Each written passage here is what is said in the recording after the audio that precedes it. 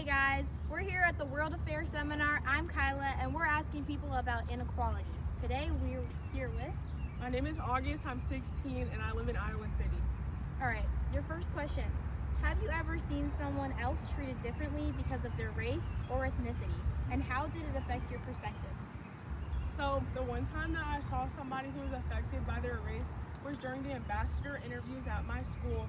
She was denied because of her hair and it was in an afro, and the teacher simply explained to her that her hair looked messy and that it just wouldn't look right representing the school. And your second question, to what extent does race affect children's ability to make friends? I think race affects children making friends because sometimes those kids grow up in certain communities, so they only know so much.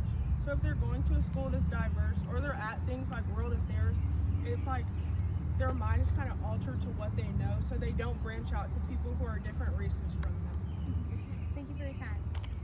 Hi everyone, we're here at the World Affairs Seminar. I'm Crystal Zhao and I'm here with... I'm Eli Cohen, I'm from Ukiah, California, and I'm 17. Your first question is, what are some concrete ways students could advocate for fairer policies or more resources in your school district?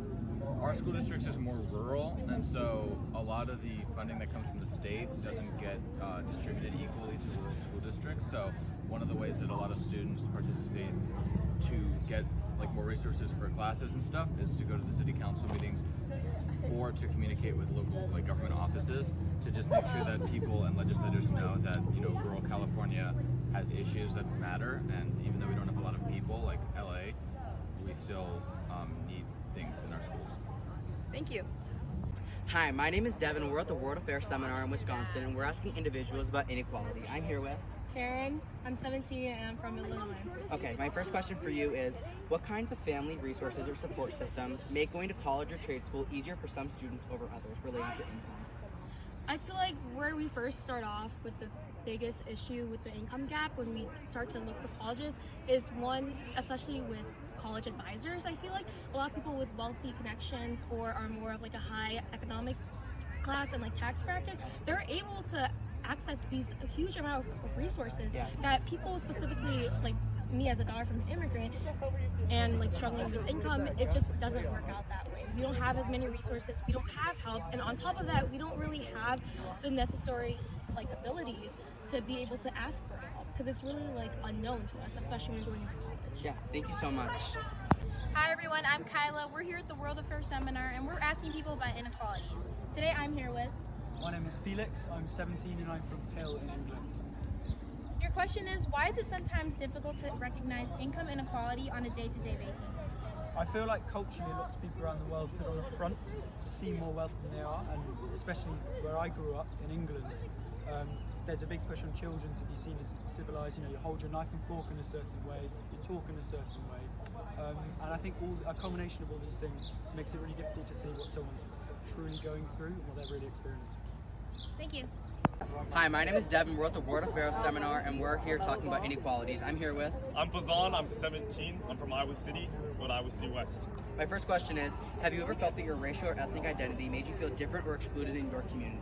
I would say right now in high school, not particularly, just because my high school is very diverse. However, thinking back to elementary school, I would say there was definitely some barriers. For example, I was put into an ELA class when I was born in the United States, so that made me kind of wonder why was I being put in this place where other people who obviously didn't really know how to speak English. But that was a little weird to me. Yeah, thank you. Yes. 3, 2, 1. Hi, my name is Crystal. We're here at the World Affairs Seminar and I'm here with... Dylan, I'm 16 and I'm from Thompson, Connecticut. Dylan, how much do you think income affects the opportunity people have in life? I think income plays one of the most major roles on the outcome of a person. It can determine what kind of facilities you get, the kind of equipment you get, and even how you're treated. Fantastic. And your second question, have you or someone you know been restricted in participating in activities in your community? Yeah, me, not as much throughout my life, but I know there's a lot of people who have struggled. I play a lot of sports, so I've seen people who can't afford the correct equipment, and as a result, they can't play. And it's really unfortunate to see it, and I wish everyone could participate, regardless of it. Thank you. Hi, I'm we're here at the World Affairs Seminar asking people about inequalities. Today I'm here with... Eliseo Aguirre, 16, from Shorewood, Wisconsin. How often do you think and talk about money and social class with your friends or family? And why is it sometimes considered a difficult topic to discuss?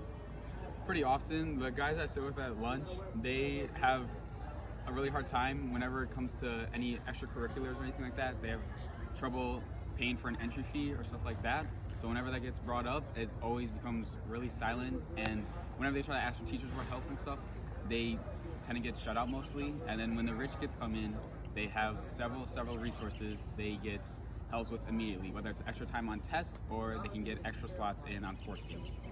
Thank you. Hi, my name is Devin Susi, and we're at the World Affairs Seminar here asking about inequalities. I'm here with Marissa, and I'm from Waukesha, Wisconsin, and I'm 18. My question for you is, do you think gender inequality is a large problem in the sports world, and how? I think it's pretty big because when people think about sports, they'll think about, oh, men's basketball, men's lacrosse, men's everything. Yeah. But actually at my high school, what we did, a friend of mine, is start a club called Female Athletes Stronger Together. And it's all about female empowerment so that there's more girls at games, or not even just girls, just people attending games. Yeah. And then we do announcements, say like highlights, so that everyone knows all the great things that women do in sports. That's awesome. Thank you.